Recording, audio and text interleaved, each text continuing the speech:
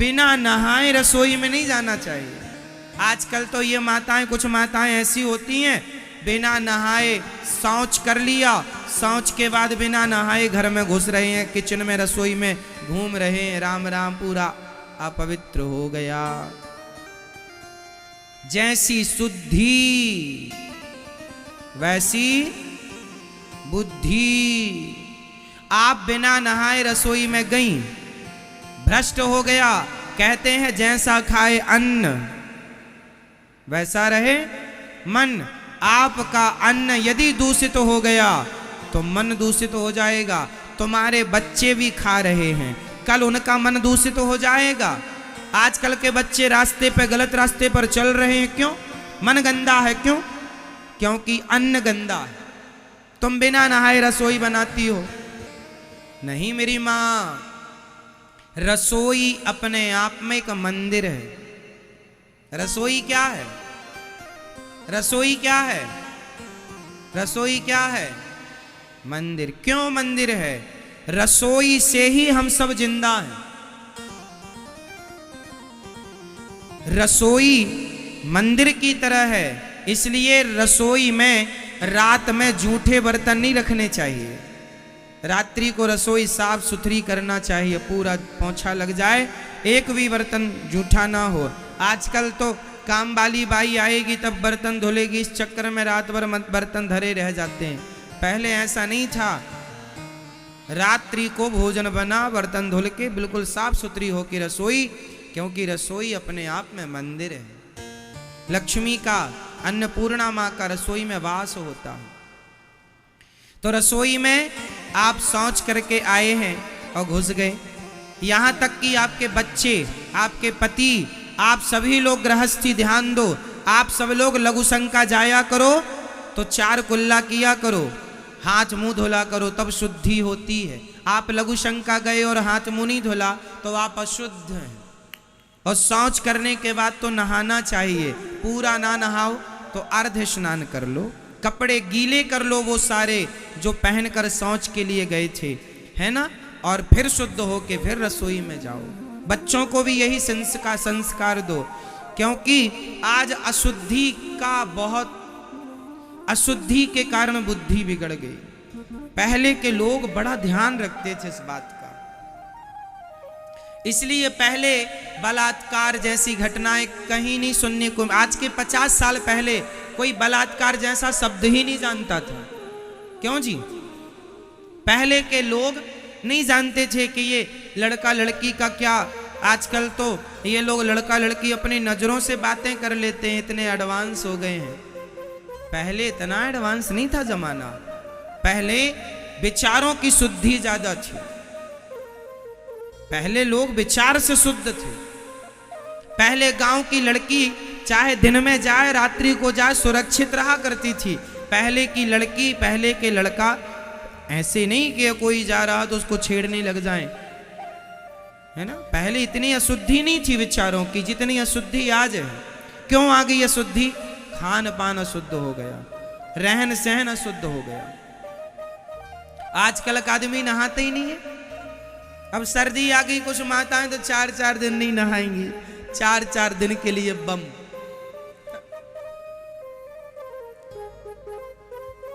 ये दास अनिरुद्ध 12 महीने हम 2 टाइम स्नान करते हैं, एक सुबह और एक कथा में आने के पहले।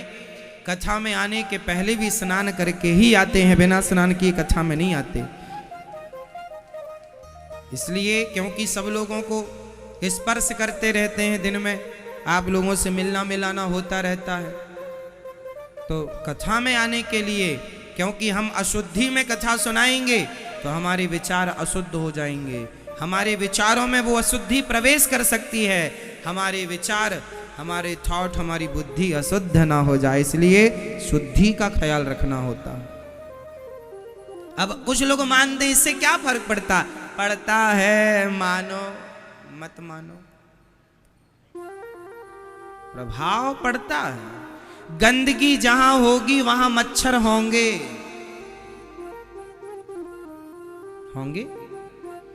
जहां आप गंदगी में रहने लग गए, जहां आपका खान पान रहन सहन गंदा हुआ, वहां विचारों की गंदगी होगी, आपका विचार गलत जगह पर जाएगा। बोलो हाँ या ना। और आप सवेरे जल्दी नहाते हैं, पूजा पाठ कर लेते हैं, तो आप दिन भर के लिए पॉजिटिविटी से भर जाते हैं, अच्छे विचारों से भर जाते हैं। ये बातें बच्चों को बताया करो। तुम्हारे बच्चे 10 बजे सो के उठते हैं, कुछ भी खा लेते हैं जो मन में आया ना, खान पान रहन सहन।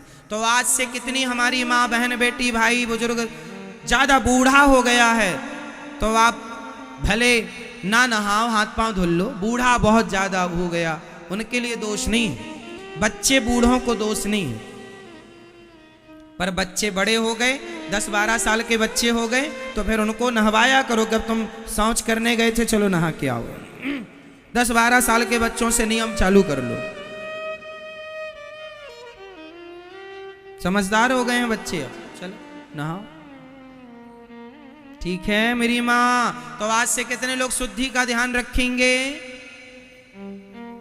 बिना नहाए रसोई में, अब कुछ माताएं बच्चों को बिना नहाए टिफिन बना देती हैं। अब सवेरे जल्दी बच्चा जाता, महाराज जी 7 बजे गाड़ी आ जाती है। अब सवेरे हाँ, बच्चे को आप 7 बजे, तो आप जल्दी उठ लो ना मेरी माँ, थोड़ा जल्दी सो जाया करो, 9 बजे सो जाया करो, 10 बजे सो जाया करो, और 5 बजे 5:30 बजे जाग जाओ। जाग जाओगी तो जल्दी नहा लो, और नहा के फिर रसोई में जाओ, बच्चे के लिए जो भी रोटी पूड़ी बनाती हो उसका टिफिन बनाओ, और बना के पहले भगवान जी का भोग लगाओ, और भोग लगा के फिर टिफिन में बच्चों के लिए प्रसाद रखा करो। वो प्रसाद खाएंगे तो ज्यादा अच्छा हो।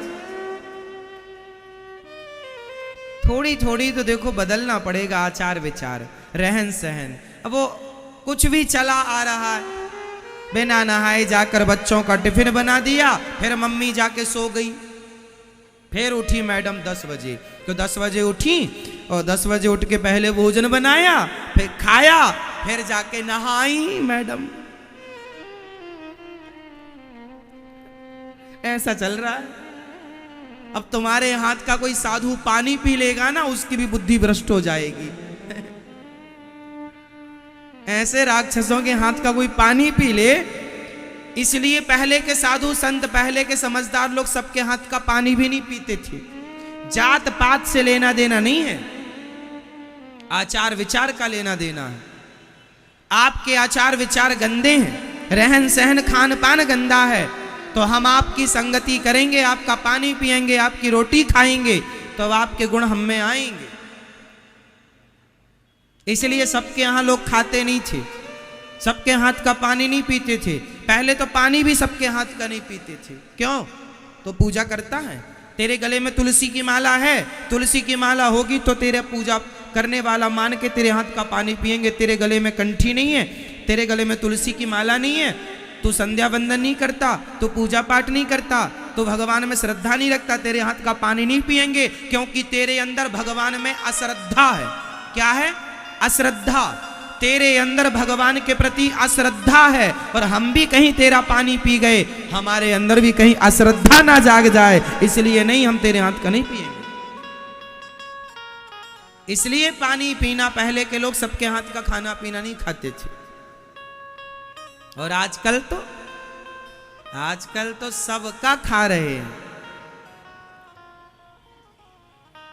है ना। यहां जातवाद से लेना देना नहीं है। आप मोची के घर की भी रोटियां खा सकते हैं, पर वो मोची रैदास जैसा भक्त होए तो उसके घर की रोटियां खाई जा सकती हैं। भक्ति है आपके अंदर तो भक्तों की रोटियां खाई जा सकती हैं। और यदि आचरण से गिर गया ब्राह्मण शराब पीने लगा हो, ब्राह्मण मांस खाने लगा हो, तो ऐसे ब्राह्मण के घर का भी पानी नहीं पीना चाहिए, भले ब्राह्मण हो आप। समझ रहे हैं आप लोग? आचार विचार का पालन सबको करना चाहिए, चाहे ब्राह्मण हो, क्षत्रिय हो, वैश्य हो, शूद्र हो। ये मतलब नहीं कि तुम ब्राह्मण हो और तुम मांस खा रहे हो, शराब पी रहे हो, और तुम कहो कि हमारे घर खाओ नहीं, तुम भले ब्राह्मण हो पर तुम आचारहीन हो, इसलिए तुम्हारे घर नहीं। आचारहीन ब्राह्मण भी पूज्य नहीं है। ठीक है मेरी मां,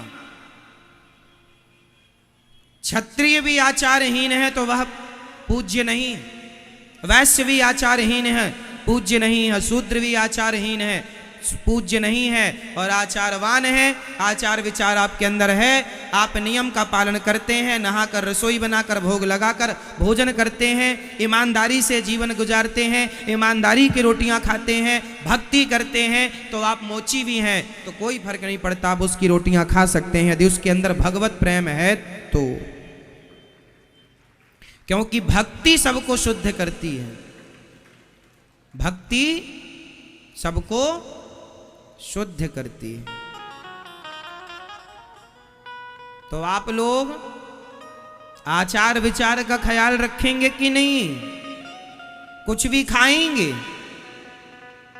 हाँ नहीं मेरी मां, हमारी माताएं चप्पल पहन के रसोई में भोजन बनाती हैं। देखो इतनी सुख सुविधाओं का ना लोग मिसयूज करने लग गए। जितनी सुविधाएं मिल गई ना उतना मिसयूज। चप्पल तो चप्पल ही होती है, क्यों चप्पल। अब आप कहेंगे महाराज जी आपको चप्पल से क्या प्रॉब्लम हो गई? ना हमें नहीं है, मैं इसका साइंटिफिक रीजन समझा सकता हूं। साइंस, चप्पल पहनने से कितना बड़ा नुकसान होता है इसका मैं साइंटिफिक कारण बताता हूं, साइंस से जुड़ा हुआ, विज्ञान से जुड़ा हुआ। सुनो, आप फेस का तार पकड़ लो, फेस का, यदि आपने चप्पल पहनकर तार पकड़ लिया है तो आपको करंट नहीं लगेगा। बोलो हाँ या ना। आप बिजली का तार फेस वाला आप चप्पल पहन के पकड़ लेंगे तो आपको करंट नहीं लगेगा। बताओ क्यों नहीं लगेगा? उत्तर दो फटाफट, जोर से। क्योंकि आपने चप्पल पहन रखी है। तो चप्पल पहनने से क्या हुआ? जो पृथ्वी से हमें अर्थ मिल रहा था वह अर्थ कट गया, इसलिए चप्पल पहनकर हमने फेस पकड़ा तो करंट नहीं लगा। लेकिन चप्पल उतार कर यदि आप फेस का तार पकड़ लेंगे तो मर जाएंगे अर्थ, और फेस मिल जाएगा, मर जाएंगे। आप इस बात को मानिए कि चप्पल पहनने से जो पृथ्वी से अर्थ मिल रहा था वह कट गया। उसी प्रकार जब माँ भोजन बनाती है तो नंगे पांव बनाती है, तो पृथ्वी से कोई ना कोई पॉजिटिव एनर्जी है जो माँ के हाथों से होते हुए उस भोजन में प्रवेश करती है, जिसे अर्थ कहते हैं। वो चप्पल पहनने से वो एनर्जी कट हो जाती है।